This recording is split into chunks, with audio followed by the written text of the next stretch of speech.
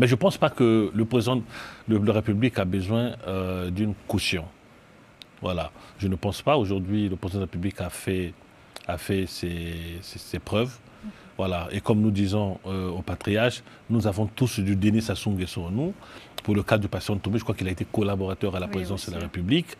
Donc je pense que je crois que le président de la République voit ces choses-là avec beaucoup de retrait, beaucoup de voilà, il essaie de voir comment ça se passe. Voilà.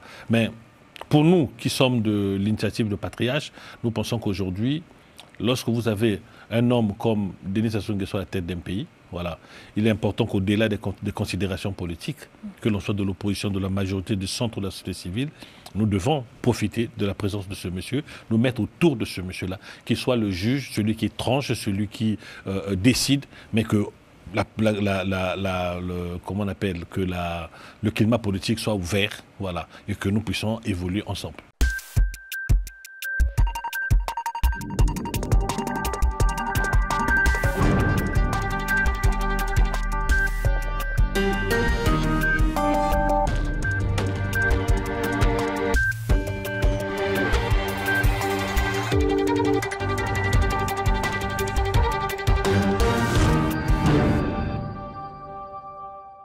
Bonsoir à tous et bienvenue dans l'entretien du jour. En République du Congo, la révision des listes électorales a été lancée en vue de la présidentielle de 2026 et les comités de soutien en faveur de l'actuel président Denis Sassou Nguesso se font entendre, dont celle du patriarche mené par digne Elvis Okombi Tsalissane qui est avec nous ce soir. Bonsoir. Bonsoir madame.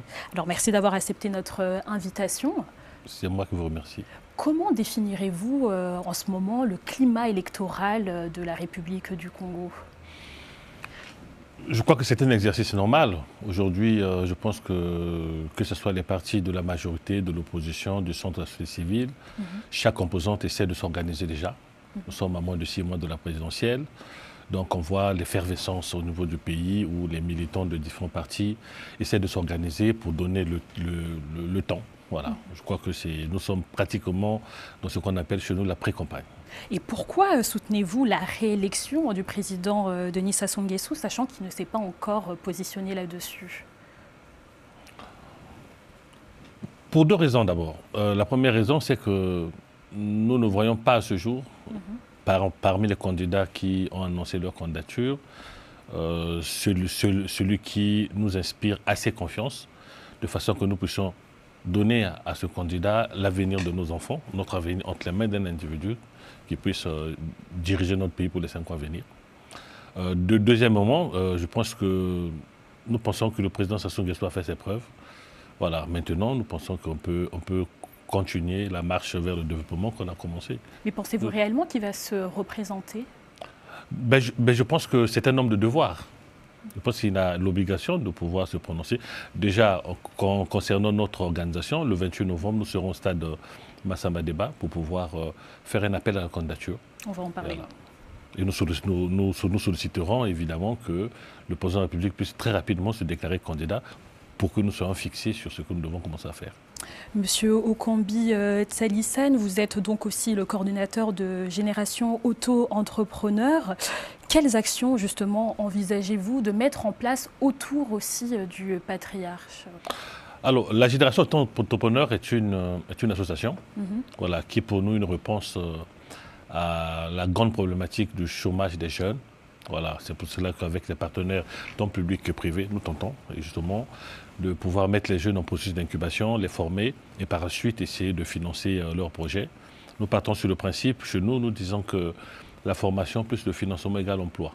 Voilà. Et si nous pensons que la fonction publique congolaise n'est plus apte à pouvoir résoudre la problématique du chômage des jeunes, nous pensons aussi que les sociétés existantes ne pourront pas recruter à tout va.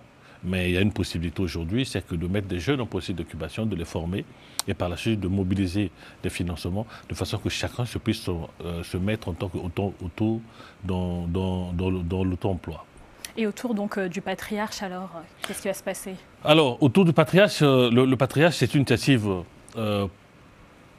citoyenne qui appuie évidemment ce que nous appelons la GAE. Voilà. Autour du patriarche, pour nous, il s'agit d'appuyer les initiatives du président de la République de façon que le prochain mandat soit le mandat de l'emploi des jeunes. Voilà. Nous voulons que ce mandat soit le mandat de l'emploi des jeunes et que les initiatives, qu'il y ait un accent particulier sur les projets qui seront mis en exergue, sur le projet du président, mais qu'il y ait pourquoi pas pour les 5-10 ans à venir, voilà, un plan qui puisse vraiment régler cette question de l'emploi des jeunes. Car à l'heure actuelle, comment se porte le Congo pour vous? Est-ce que le bilan actuel du président Denis Sassou Nguesso est-il satisfaisant selon vous? Au regard des attentes des populations, on dira quand même que beaucoup de choses ont été faites, voilà, mais on aurait pu faire mieux.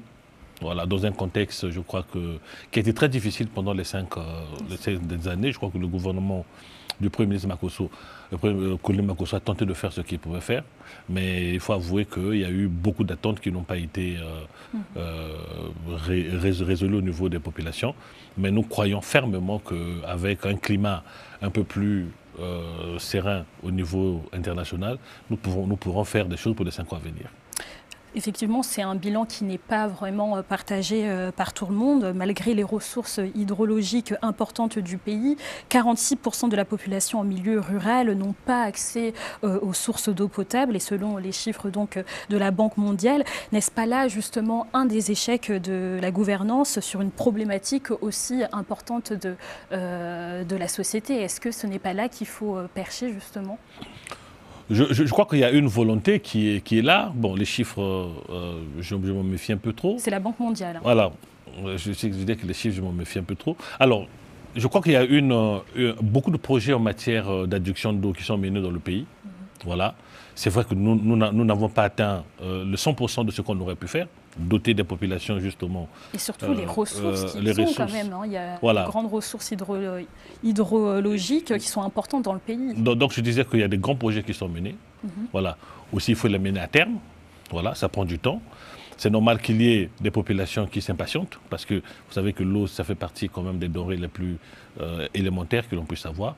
Mais je crois qu'il faut encourager la vision politique, la volonté qui se manifeste de façon que nous puissions avoir cette denrée dans tous les départements du pays. Mais justement, soutenir le président, c'est aussi soutenir ses échecs?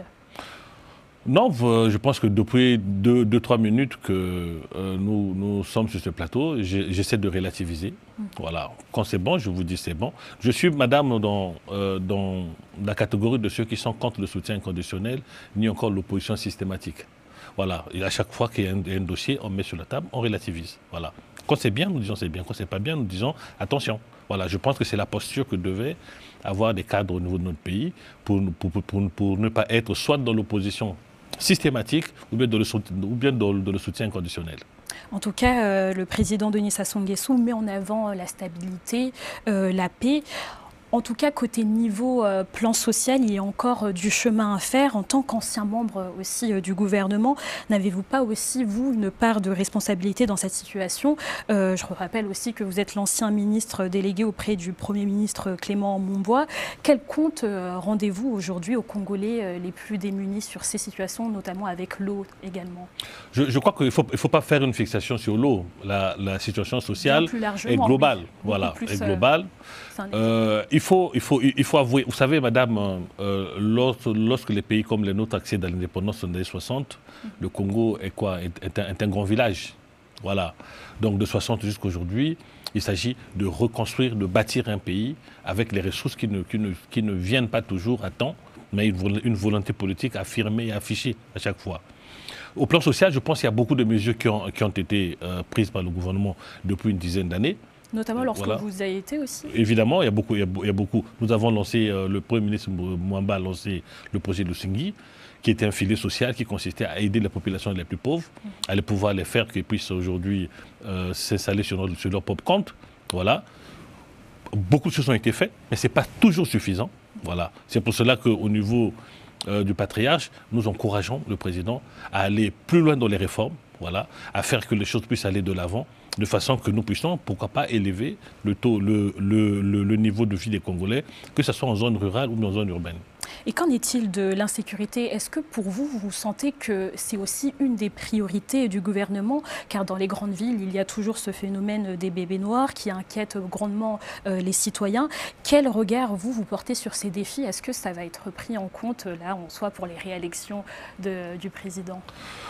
Je crois que les États sont confrontés aujourd'hui à un phénomène qui, pratiquement du Maroc à Abidjan, RDC, Congo et partout, et même ici en France, je crois que c'est un phénomène mondial aujourd'hui. La délinquance juvénile ou bien la délinquance dans les grandes villes est un phénomène qui se rencontre un peu partout. Alors la question, c'est qu'il faut que les États, justement, dans le cas du Congo, puissent structurer sa réponse de façon qu'on trouve des solutions à ces problèmes des jeunes. Dans le cas du Congo aujourd'hui, le gouvernement est en train de reconstruire l'école d'Aubeville, voilà, pour pouvoir prendre en charge ces jeunes en déliquescence avec la loi. Mais à côté de ça, je pense qu'il faut un grand plan, voilà, qui puisse prendre en ligne de compte la formation des jeunes. Voilà, parce que ces jeunes-là sont parfois, pour certains, ne sont pas en formation. Voilà, en décrochage scolaire, j'allais dire. Deuxièmement, il faut faire que ces jeunes-là puissent avoir des débouchés, des métiers, pourquoi pas. Voilà. Et troisièmement, il faut créer des conditions de façon que tous ces jeunes qu'on aurait mis en processus d'incubation, formés, et financer leurs projets et les aider à s'installer dans la vie de tous les jours. Mais je crois que c'est des débats que nous allons mener dans les tout prochains jours, dans le cadre du nouveau projet du président, de façon que des propositions concrètes soient faites et pour que nous puissions avoir des solutions. On va rester toujours sur le plan social. La dégradation des infrastructures routières dans les villes du pays continue en soi d'handicaper aussi le développement local. Comment expliquez-vous cela et surtout quel rôle la société civile, notamment la GAE, peut-elle jouer dans ce processus-là? Le problème des infrastructures, c'est un problème plus complexe. Il intègre quand même deux phénomènes. D'un côté, vous avez eu la volonté que le gouvernement a eue pratiquement plus de 15 ans, avec les municipalisations accélérées, de construire des routes et des infrastructures de façon que tous les départements du pays soient liés.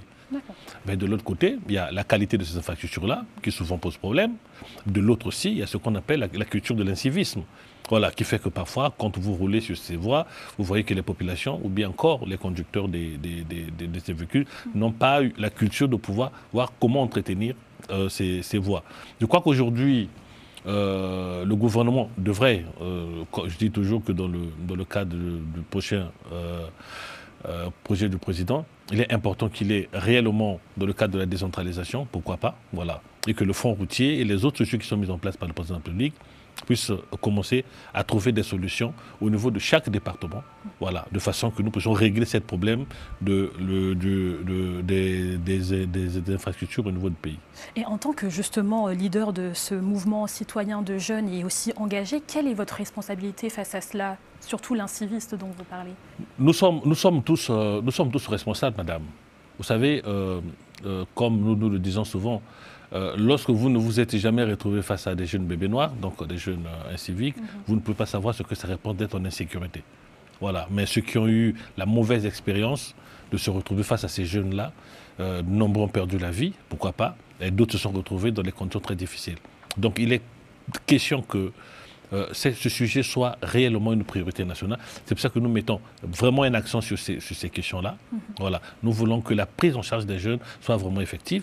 Nous voulons, pourquoi pas, qu'il y ait un plan, voilà, un projet de loi qui intègre une loi de programmation, voilà, qui puisse intégrer tous les phénomènes, tout ce que les jeunes ont aujourd'hui comme problème, de façon que pour 10 ans, qu'il y ait des budgets qui soient alloués pour que ce problème soit réglé.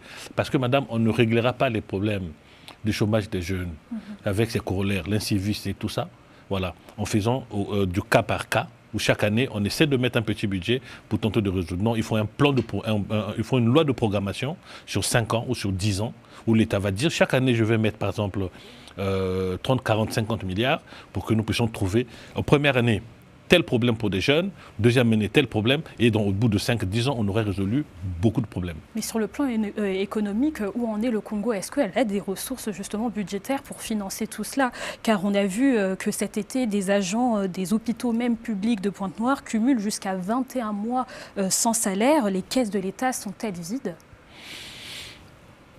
Je crois que le Congo, dans un contexte de diversification de son économie, nous sommes encore très dépendants du pétrole. Voilà.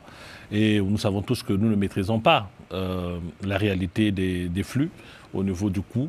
C'est ce qui fait que souvent nous sommes victimes des retours que nous ne maîtrisons pas. Mais je crois que la volonté du gouvernement d'ici du Congo depuis pratiquement une dizaine d'années est de pouvoir diversifier nos sources. Voilà, nos ressources, pourquoi pas. Aujourd'hui, la création des zones économiques et tout ça, l'élargissement de l'assiette fiscale et tout ce qu'ils sont en train de faire aujourd'hui, va permettre, je crois, à terme de pouvoir résoudre ce problème les problèmes de financement au niveau des caisses de l'État. Mais il faut insister, il faut qu'il y ait réellement de la rigueur au niveau de la gouvernance. Voilà. Il faut qu'il y ait énormément de réformes, voilà, parce que ce sont des réformes structurelles qui feront que nous puissions avoir des marges, et ce sont ces marges-là que nous pouvons réinvestir. Mais en tant qu'acteur associatif, que pensez-vous réellement de cette situation qui est quand même dramatique et qui impacte sans doute aussi la qualité et aussi la motivation du personnel? Je pense que le président a appelé tout le monde a beaucoup de résilience. Voilà. Mais la résilience, c'est un phénomène à court terme. Maintenant, en attendant évidemment que nous puissions adapter notre économie, voilà, à toutes les situations que nous sommes en train de vivre. Le pétrole ne sera pas toujours la première ressource du pays. Voilà, il est important que nous puissions réfléchir à d'autres sources de financement de notre économie. Aujourd'hui, nous sommes en train de tenter avec les zones économiques, nous sommes en train de tenter avec l'agriculture, nous sommes en train de tenter avec un certain nombre de projets, mais je crois que d'ici 5 ans peut-être, ça commencera à porter des fruits. Mais il faut insister sur les réformes. Il faut, pourquoi pas, déjà essayer de réduire le train de vie de l'État, voilà, parce que si nous avons un budget où la majorité des ressources que nous avons part dans le fonctionnement, alors que nous avons l'investissement à faire par la suite, je crois que ça fait partie des phénomènes qu'il faut recadrer. Mais ça demande de la volonté politique et je crois que dans les 5 prochaines années, nous pourrons, nous l'espérons exactement, que le gouvernement, les partenaires que nous avons vont pouvoir s'orienter vers ce genre de politique. En tout cas, parmi les candidats donc, à l'élection présidentielle, figure celle du pasteur Ntoumi, soupçonné d'être aussi soutenu par le pouvoir. Sa candidature est vue en quelque sorte comme un cheval de Troie à la réélection du président Denis Sassou Nguesso. Est-ce le cas? Je ne sais pas, je ne le connais pas personnellement, qui le connaît au Congo, on ne sait pas trop. Mais si c'est un citoyen congolais qui veut être candidat, il n'a qu'à être candidat. Mais la vérité, madame, c'est que le Congo, c'est 342 000 km². C'est 15 départements. Ce n'est pas parce que tu aurais battu campagne dans ton village et qu'au final, tu diras que tu as été candidat à une présidentielle. Alors, c'est souvent ce que beaucoup de candidats européens du Congo ne comprennent pas. Voilà, le Congo, c'est près de 6 000 bureaux de vote, c'est 15 départements. Voilà. Lorsqu'on veut porter une ambition pour être candidat à la magistrature suprême d'un pays, on doit pouvoir sillonner les 15 pays, on doit pouvoir faire entendre sa voix dans les 15 départements et pourquoi pas, et avoir ne fût-ce qu'un représentant dans les 6 000 bureaux de vote. Il ne s'agit pas, nous ne sommes pas dans une élection d'un chef de quartier, voilà, ou encore d'un maire de la ville. Non, c'est le Congo. Et le Congo, c'est plus que le département du Poul où le patient Ntoumi vit. Le Congo, c'est au-delà de Brazzaville. Vous avez des départements entiers qui ont besoin, qui votent. Voilà. Donc il faut aller à la conquête de ces populations-là pour qu'ils puissent, ne fût-ce que prétendre faire un bon chiffre, déjà pour les élections. En soi, que justement, j'aimerais vous faire réagir sur donc, les propos du journaliste indépendant congolais Alphonse Dongo, qui dit que justement, au sein du ministère de l'Intérieur et même de la présidence, le pasteur pourrait donc servir de caution donc, à la réélection du président. Vous, que pensez-vous par rapport à cela? Est-ce que c'est justement des fausses informations? Et d'ailleurs, à ces élections présidentielles-là, que pensez-vous de ce climat aussi de fake news et de fausses informations aussi qui circulent? Mais aujourd'hui, nous sommes dans un monde devenu globalisant. Il faut prendre en ligne de compte. Ça fait partie du schéma qu'il faut mettre en place des éléments à intégrer lorsque vous construisez une stratégie. Il y aura des fake news, tout ça, ça va arriver. Alors, mais je ne pense pas que le président de la République a besoin d'une caution. Voilà. Je ne pense pas. Aujourd'hui, le président de la République a fait ses preuves. Voilà. Et comme nous disons au patriarche, nous avons tous du Denis Sassou Nguesso en nous. Pour le cas du patient Tombé, je crois qu'il a été collaborateur à la présidence de la République. Donc je pense que je crois que le président de la République voit ces choses-là avec beaucoup de retrait, beaucoup de voilà, il essaie de voir comment ça se passe. Voilà. Mais pour nous qui sommes de l'initiative de patriarche, nous pensons qu'aujourd'hui, lorsque vous avez un homme comme Denis Sassou Nguesso à la tête d'un pays, voilà, il est important qu'au-delà des considérations politiques, que l'on soit de l'opposition, de la majorité, du centre de la société civile, nous devons profiter de la présence de ce monsieur, nous mettre autour de ce monsieur-là, qu'il soit le juge, celui qui tranche, celui qui décide, mais que comment on appelle, que le climat politique soit ouvert, voilà, et que nous puissions évoluer ensemble. Monsieur Okombi Tsalissane, on arrive bientôt vers la fin de l'émission. Comment appréciez-vous l'élan que vous avez réussi en soi à donner à la jeunesse à travers l'initiative notamment Loboko Ya Patriarche et la mobilisation aussi autour du président Denis Sassou Nguesso? Vous savez, nous sommes partis sur un principe de cela une année et demie où il était souvent question que le président était devenu tellement impopulaire qu'il était difficile de parler du président de la République dans le milieu encore jeune ou encore dans un certain milieu. Je pense que nous avons fait un pari. Voilà, nous avons dit que il faut non seulement un bon message, et ensuite il faut avoir des bons messagers. Voilà, le message aujourd'hui, c'est que le dernier recensement de notre pays établit que nous avons une population à 76% jeune. Et les problèmes de ces jeunes-là sont connus. Voilà, donc tant que vous ne chercherez pas à trouver des solutions aux problèmes de ces jeunes-là, ils seront contestataires. Voilà, ils vont toujours bouder.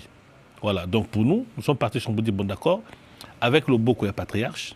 Voilà, il est question pour nous de mobiliser le maximum des acteurs, le maximum des partenaires publics et privés, voilà, de façon que nous puissions mettre le maximum de jeunes au processus d'incubation, voilà, de façon que nous puissions créer des champions, des modèles au sein de cette jeunesse-là, mais qui serviront de référence à d'autres jeunes. Et aujourd'hui, nous sommes contents et ravis de constater que dans tous les départements que nous allons, il y a des centaines, des milliers de personnes qui se mobilisent parce que ça commence à porter. Voilà. On voit ces jeunes-là venir avec leurs projets et commencer à rêver. Voilà. Parce que pendant longtemps, beaucoup des jeunes Congolais n'arrivaient plus à rêver. Voilà. Parce que leur réalité leur était imposée chaque matin. Voilà, la réalité du chômage, pourquoi pas, la réalité de ceux qui n'ont pas une bonne formation, la réalité de ceux qui n'ont pas de perspective. Bon, aujourd'hui, avec la génération auto-entrepreneur, nous leur disons que si vous avez la volonté de vous faire former, si vous avez la volonté d'aller, pour ceux qui ont des formations au départ, si vous pouvez avoir une deuxième formation qui puisse vous rendre employable, nous sommes capables de faire que vous puissiez avoir un métier. Et avec un métier, pour avoir une vie de famille, épouser une femme demain, pourquoi pas, avoir de quoi gagner sa vie. Et aujourd'hui, c'est ce qui se passe. Je crois que c'est une grande première. Notre volonté aujourd'hui, c'est de continuer au-delà de la présidentielle avec ce genre de projet, voilà, pour que nous puissions vraiment trouver des solutions pour les jeunes. Merci beaucoup, digne Elvis Okombi Tsalissane, coordonnateur donc de Génération Auto-Entrepreneur et ancien ministre délégué auprès du Premier ministre Clément Mboua. C'est moi qui vous remercie, madame. Merci de nous avoir suivis. C'est la fin de l'entretien du jour. Bonne suite de programmes sur Global Africa Télé Sud.